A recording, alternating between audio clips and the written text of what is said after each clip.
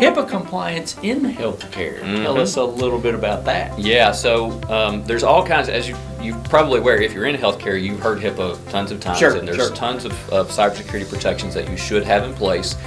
The actual requirements change over time because a lot of it is best practices, and so it's something you always have to keep up with. You should be doing annual SRAs or security risk analysis or assessments, and so that's super important. But I've got some examples here where the courts have basically, these are people in healthcare that thought that they didn't have to do those cybersecurity protections, and the court decided otherwise. Said, so you do. So there was a QRS Inc. breach that exposed PHI of 319,000 patients. Wow. The healthcare providers using QRS faced legal consequences for not ensuring vendor security measures that met HIPAA standards. So essentially, somebody that they were using was breached, and so they had to, they suffered the consequences, even though it wasn't their data or internally. But ultimately, they were responsible. Yep, absolutely. And Scripps Health ransomware attack,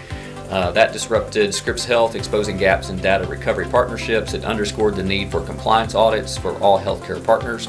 And another one here, Cascade Eye and Skin Centers was fined $250,000. That'll keep you up at night, keep you awake. After a ransomware attack, so there were probably lots of other expenses. Lots of other things too. That was just the fine. That was just the fine they got, not their total cost.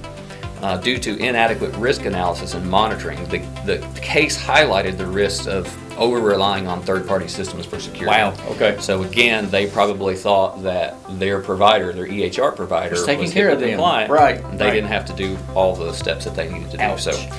So in healthcare, it's super important that you follow all the rules to make sure your network is HIPAA compliant, and regardless of what your EMR, EHR is doing. So we tell everybody, if you access, store, transmit, or create PHI, patient health information, on your devices, those devices have to be protected. They have to be protected under these guidelines. Wow. And you have a free $2,500 healthcare assessment, I do believe. We do, absolutely. Cybersecurity risk assessment, and we'll put that up at the end, and so we'll do that for any business, and just do an analysis to make sure that you're doing all the things that you need to do to be compliant. Right.